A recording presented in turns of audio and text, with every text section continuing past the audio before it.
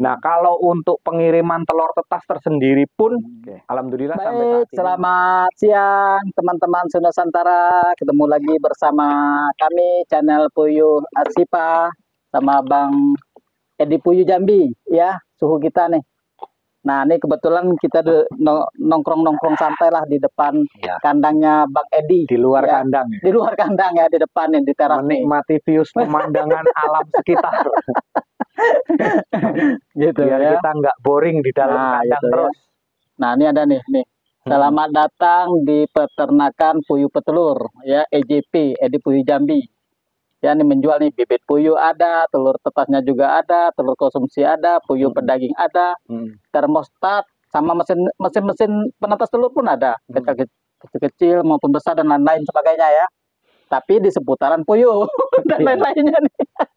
Kaget dan lain-lain di seputaran bebek segala macam. Nah, pusing kita jadinya. Nggak nyambung ya. Nggak nyambung.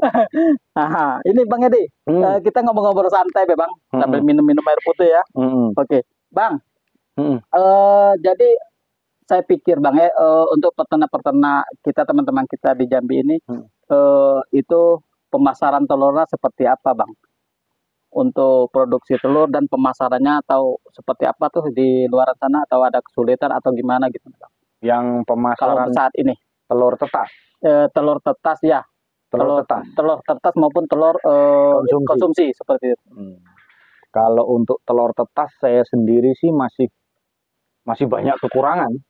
Artinya pemesanan itu masih banyak betul. Masih antrian? Iya, masih antrian. Saya perhitungkan itu sampai di bulan 9 saya ngirim itu. Sudah ada jadwalnya, Bang? Sudah ada jadwalnya. Itu sampai di bulan 9 nanti. Ini bulan 6 ya? Bulan 6. Ini bulan 6. Sampai nanti 3 bulan ke depan itu sudah ada. 3 bulan ke depan sudah di booking orang. Telur belum keluar dari PT-nya. Dari perutnya. Dari perutnya itu sudah dipesan. Sudah dipesan. Iya. Cuman saya nggak mau ditransfer dulu. Oh gitu. Nanti ditransfer itu kalau besok mau berangkat atau 2 hari kurang berangkat, itu saya hubungi, memang saya minta ditransfer. Kalau untuk saat ini jangan ditransfer dulu. Tapi ada juga yang nekat. Oh gitu. Sudah pernah pesan saya, dia nyimpen nomor rekening, tahu-tahu ngasih resi pengiriman. Pak, duit sudah saya kirim. Kapan ngirim telur? Nah, ini yang PR-nya saya di sini. Saya nggak mau yang kayak gitu sebenarnya tuh. Cuman karena mereka, Pak, nggak apa-apa, Pak. Biarlah. Percaya. Nah, percaya gitu. Sayanya yang nggak percaya malah. Ya karena apa? Takut ya. Ya karena kesimpulannya gini loh. Dunia ini kita ini nggak pula ikut bikin kok, kita kok berani besok menentukan besok harus ada, ini kan kayak sama halnya kita diundang, Pak, besok ceramah di tempat saya, Pak, harus gini. Lah kok enak men. Dunia ndak ikut bikin kok dia ikut menentukan besok kita bakal bisa ngirim ke sana kan gitu. Cuman kan secara perhitungan kan biar supaya mereka nggak was-was juga kan gitu. Ya mudah-mudahan umur panjang puyuh masih bertelur terus gitu loh. Saya takutnya nanti ya kita kan belum tahu ke depan seperti apa. Padahal jadwal dia itu masih 2 bulan yang akan datang, duit sudah masuk. Nah ini yang jadi beban saya. Yang seperti ini. Nah, kalau untuk pengiriman telur tetas tersendiri pun, alhamdulillah sampai saat ini masih lancar. Yang dari Lampung tuh ngetek terus tuh, terima kasih yang dari Lampung. Kemarin Lampung mana ya, deket metro itu kalau nggak salah. Nah itu telur saya jangan lupa Pak, terus diingatkan. Saya sampai bingung saya. Tentunya duitnya sudah masuk ke rekening? Belum, duitnya belum. Belum. Itu untuk pemesan baru. Pemesan baru. Rekening kemarin sudah dibilang. Pokoknya barang ready, duit siap kirim Pak, kata dia. Gitu. Oke, saya percaya sama itu. Cuman kan nanti lah, kita kan jangan berpikir hari ke depan itu kan kita kan belum tahu. Belum tahu. Betul. Belum tahu ada kendala apa. Nanti saya bilang iya, ternyata kita nggak bisa kirim kan, kita nggak kayak enak. Teman-teman pada kecewa. Nah, kan gitu. Terus masalah telur konsumsi kawan-kawan di grup, makanya kan kita bisa pantau kan, kita di Jambi ini kan ada grup ya, jadi kita bisa pantau. Kalau untuk kawan-kawan di Jambi untuk saat ini telur harga sedang turun. Nah, malam tadi kan dibahas, kita turunkan saja sekian karena dari luar itu mulai nimbrung masuk, dari luar provinsi mulai nimbrung masuk. Tapi kalau memang kita turunkan, kita masih ketemu harga yang nggak masalah. Nggak masalah. Seiring dengan berjalannya waktu, nanti semuanya juga akan kembali seperti biasa. Biasalah kalau untuk dinamika masalah telur di harga pasaran itu kan nggak bisa kita pastikan. Naik turunnya sistem perdagangan di pasar itu kan kita kan nggak bisa memperkirakan gitu. Hanya saja mungkin di bulan-bulan tertentu memang biasanya itu menjadi rame. Kadang-kadang kemarin saya pernah cerita juga ada di konten saya itu, biasanya di Jambi ini kalau puyuh itu, telur puyuh itu peminatnya tinggi itu kapan? Biasanya di bulan-bulan puasa. Bulan puasa, benar. Kalau bulan puasa enggak tebendung itu. Iya, permintaan tinggi, kurang terus kurang, itu. Karena kuliner di Jambi kalau bulan puasa memang bukan main. Iya. Keluar semuanya, yang pedagang cendol, yang pedagang apapun itu keluar semuanya. Dan dijual ke semuanya. Kalau turun biasanya, ini yang kita ceritakan di wilayah Jambi ya. Memang hukum pasar itu kita kan nggak tahu ya. Hukum pasar itu kalau permintaannya itu tinggi, biasanya barang nggak ada. Nggak ada, betul. Tapi kalau permintaannya itu sedikit, barang itu kayak mana ya? Permintaan sedikit, barang tuh malah numpuk.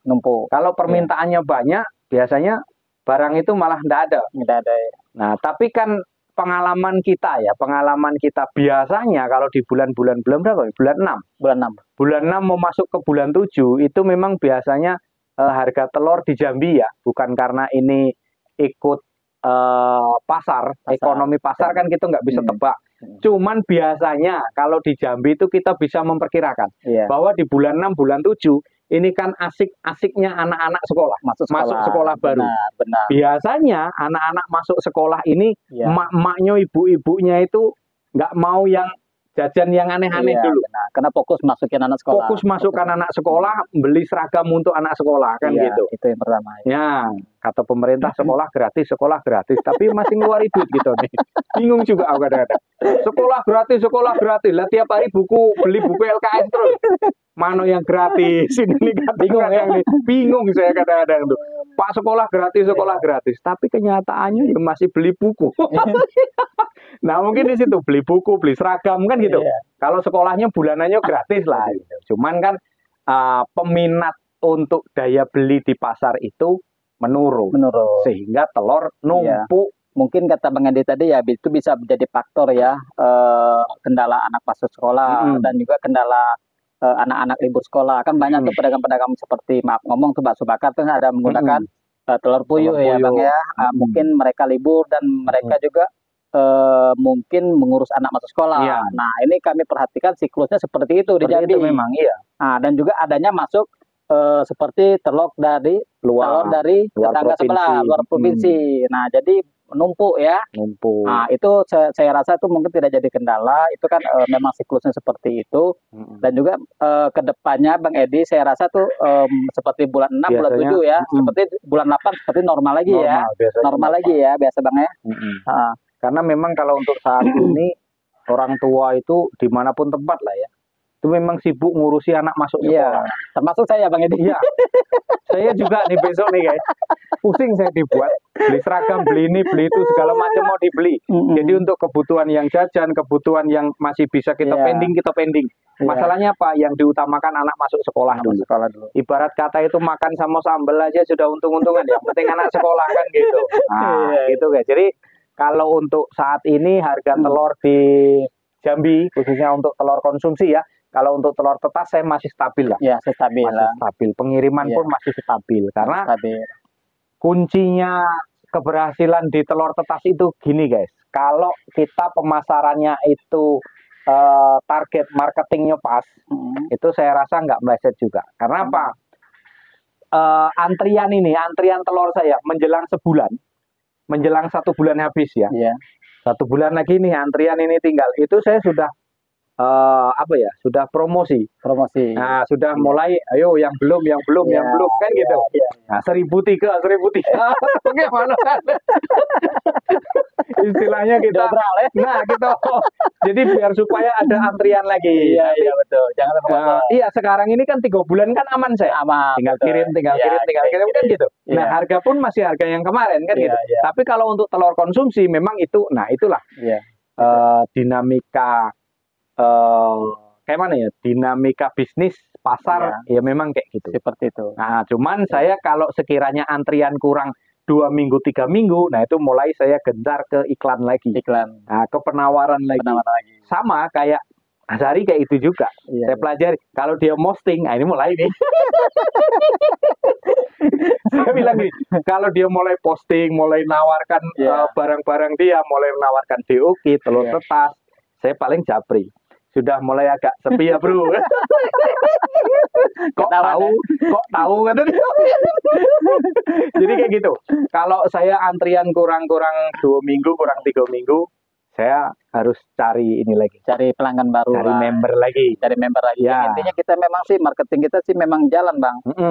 Yang untuk stok kedepannya harus ada bang. Harus ada. Jadi kita tenang gitu. Iya betul. Kalaupun enggak yang baru, mungkin yang lama biasanya kan gitu. Yang lama lagi biasanya ngulang lagi. Gitu. Seperti itu. Oke guys, kembali ke studio lagi.